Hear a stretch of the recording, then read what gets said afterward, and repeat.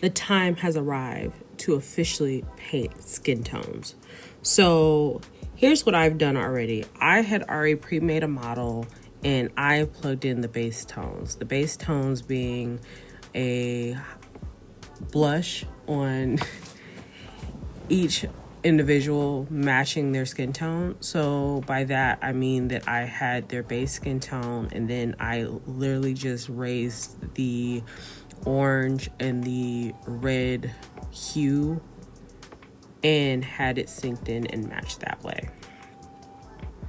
And then after that, I'm just going in with my lasso tool filler and then my flat brush and painting the shadows in. I'm using a desaturated color of the skin tone, and I am just going back and forth with the more peachy hue that matches the skin tone variation and coloring it in that way. And then more of a saturated hue to brighten up the lips.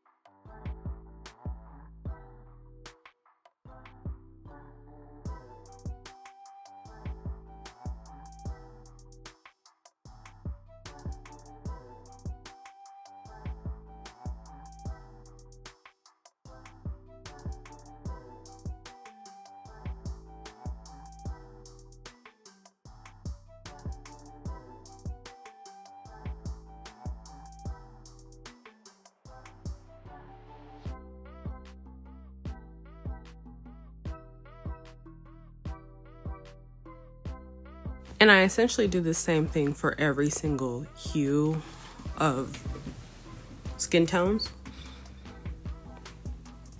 And I just simply take the more saturated color of the base color.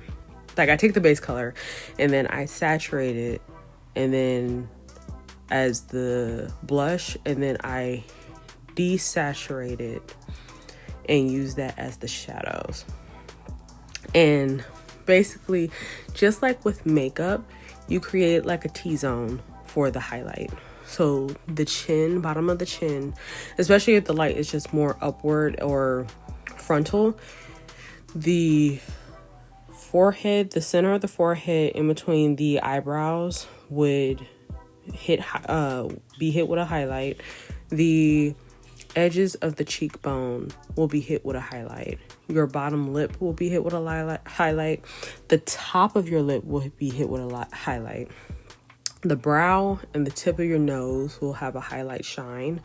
In some cases, a lot of people like to put a dot of white there. I used to do that, but I don't do that anymore.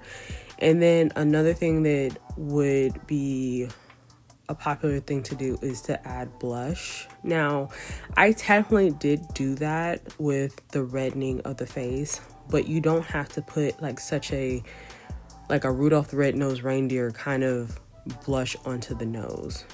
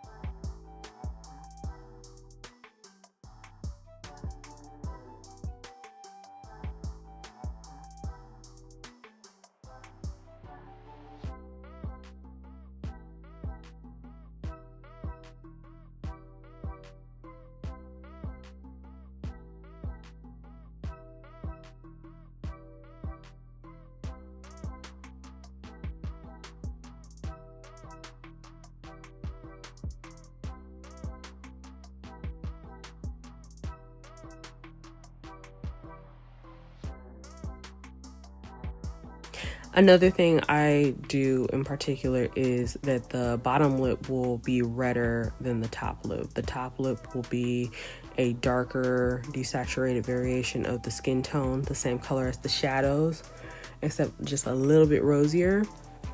And the bottom lip will be a lot redder. And I would use the highlight color of the skin tone as the highlight color for the lip.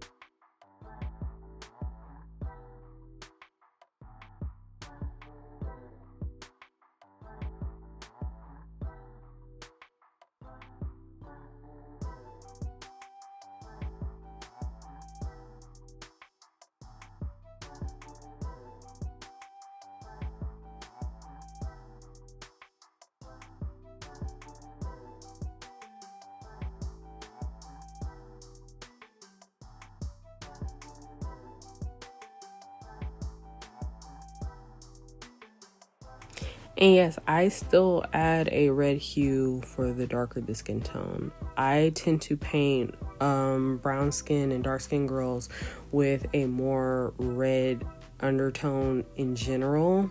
That's why I have an example of more of a neutral one right next to the current one that I'm working on. But it is still you still need a softer highlight. Like the highlight that I'm using on this girl's face right here would still be like a deep shadow on the face above, right directly above this girl.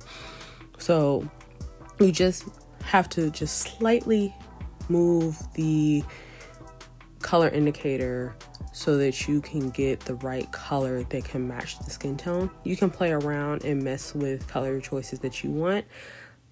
You may prefer a more neutral skin tone to draw, or you may prefer to paint with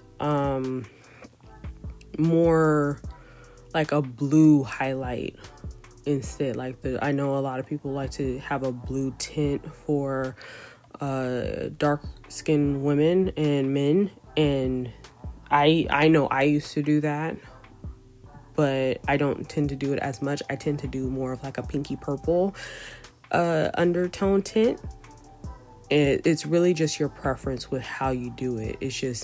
It tends to be the 3 to 4 same colors of shading. That way you don't muddy up the picture too much, because if you muddy it up, then you're going to get frustrated and it's not going to look as pleasing as you would have liked.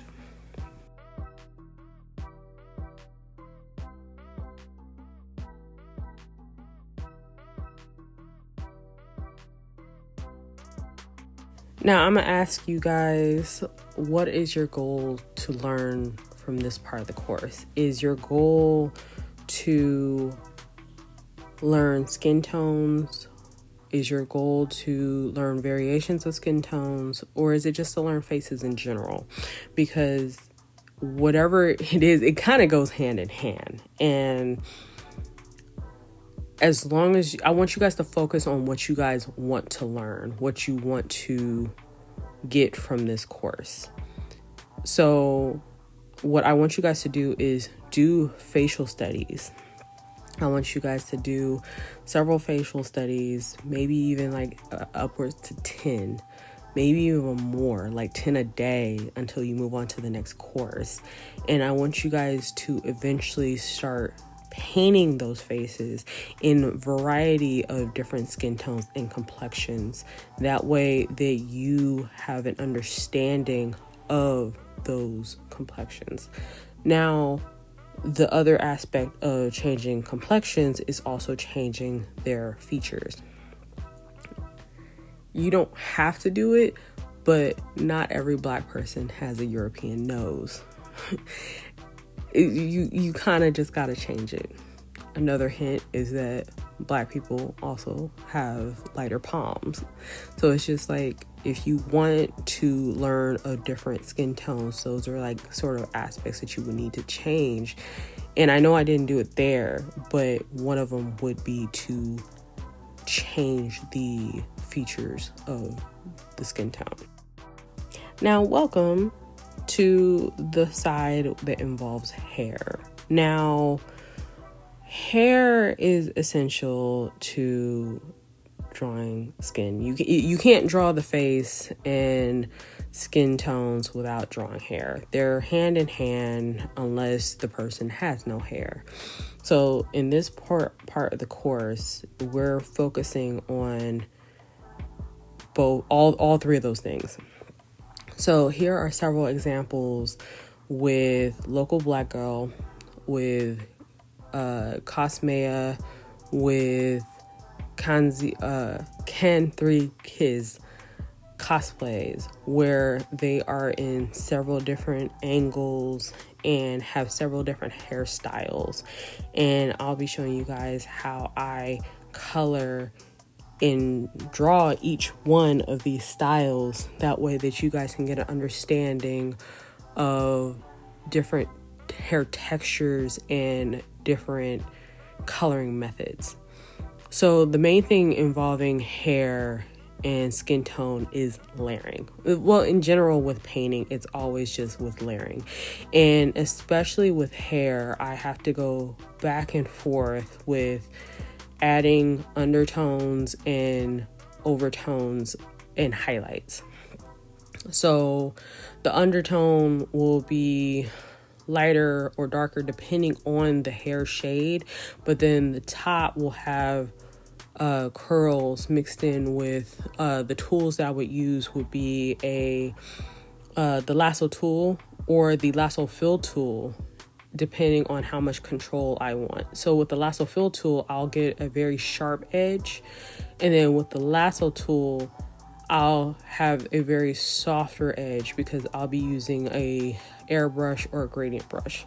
So like with Local Black Girl's picture on the far left or the top left, I was using texture brushes, but then at the end of the day, I went back and just used regular airbrushes. With Kanzi Kicks, I do the same exact thing, but I also use, for her, she has braids at the top. I just draw X's around it, just curved X's to represent the braids, and then I go back over it with a darker tone of the darker shade of the hair color, and that represents the shadow of the hair of the braid, and then I go back over there with a highlight of that color of the shade color of the hair, and that's how I do braids.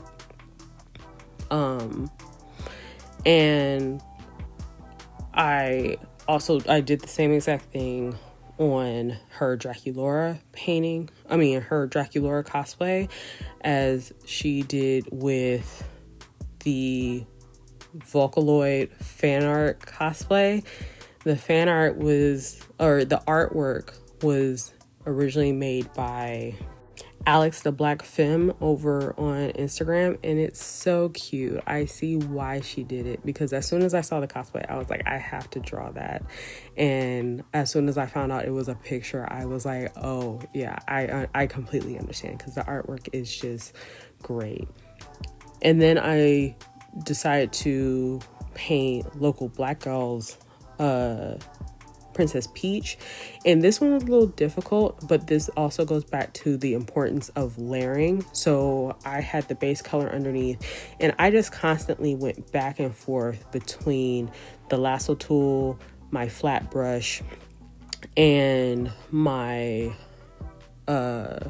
lasso tool fill tool, and I just layered upon layered, and it took a while to do it. Similarly with drawing locks. Locks is involving a lot of layering. However, the thing with locks that is a little bit easier is that you can simply do the lasso fill tool, and then you can also draw them in a similar way of like cylinders. Just make squiggly lines for the highlights and just build upon it. Just go back and forth, and boom, you have your locks. And straight hair texture, I've always had a more difficult time with drawing. And I think it's mainly because I don't really draw straight hair. So I have a little bit more difficult time doing that. So basically, I'm going to just explain since I'm going so fast. Basically, for straight hair texture, you use the lasso tool to create highlights for the painting, and then you just use either a gradient tool or an airbrush tool to paint over that. And here is how I painted Cos Ex Maya's Bayonetta painting, and I used the diamond method again, which is another way to think of it, is like an Iron Man helmet. Like how Tony's Iron Man helmet is shaped, that is how I view the face of the eyes and the nose and where the mouth is. Like that is like the perfect structure of it. So I'm just going to let this run and let you guys see how I paint faces and draw faces and color them in with specific highlights and variations of skin tone. And in the meantime, I want you guys to think about what you want to accomplish with skin tones. What is your goal after watching this video? What is your goal? What do you feel motivated to do? And how are you going to go about learning and expanding your skin tone knowledge?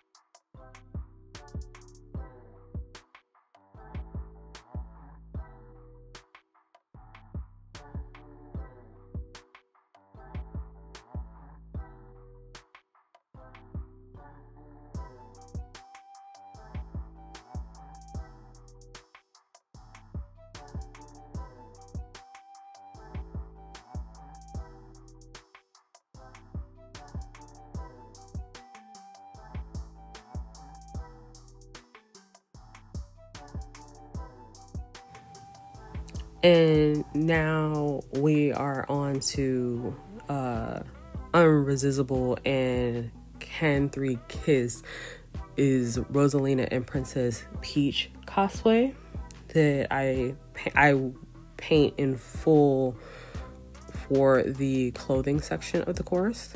But here I wanted to show in real time how I painted their faces.